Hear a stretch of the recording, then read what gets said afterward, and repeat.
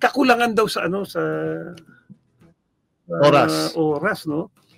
Kasi yan, alam naman nila eh na merong ano eh. Merong sa August, di ba? Dapat maaga pa lang, alam naman nila sino yung kukontakin nila ron. Pinagandaan na dapat. Ito yun, ganito yung para makapaganda tayo, itong naka-ano yan eh, nakakalendaryo. Nakakalendaryo yan. Di ba? Una pa sa atin, hindi. Itoon daw sa bansa, sila lang ito. Wala silang gagawin kundi perfectin yung triangle with the variations with tweaks ni Coach Tim Cone. Sa kanila, sa offense, sa defense, kailangan mo makita yung nilalaro nung kalaban din eh. Di ba? At malaking tulong din. Kasi iba yung, para iba yung nag-iinsayo kayo na nagbabantayan ka ng kapwa mo na PBA player kasi nasana yan sa PBA na style. O, di ba? Iba may kalaban ka. At iba rin siyempre yung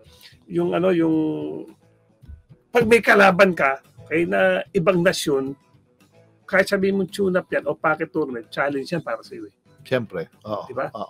Kasi magagaling din naman yung ano eh. Kalaban kaya, mo. Chinese hindi naman sila, tandaan mo pare, pag lumalabas ng bansa ang Gilas in preparation sa isang FIBA, hindi naman sa Southeast Asia pupunta yan, na kaya nila. Kadalasan sila Europe. Diba?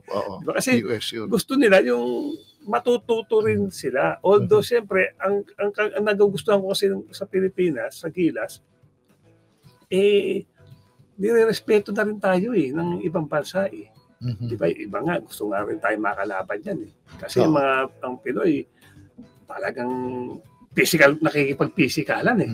Di ba? And by the looks of it, ang ganda na rin na nagiging performance ng Pilipino internationally, ng Gilas, international. Kasi nakita nila yung lineup na, pwede rin. Di ba? The likes of Junmar, ewan ko siya, Brownlee, di ba? Ang ano na sana si Kai, no? Recuperating pa. Hindi pa si Kai. At pero marami ngayon, siyempre meron silang mga pupuno ang mga slots dito na bakit iba may mga bago kang inclusions eh. Yes, kailangan nila yung exposure.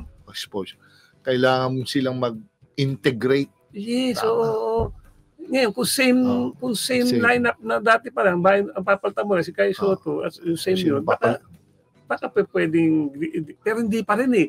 Iba yung habang naglalaro ka ron, lalo kang tumitibay. Dito kasi nagkakaroon ka ng false sense of na parang okay na tayo. Kasi ito naman nakakalaban mo eh.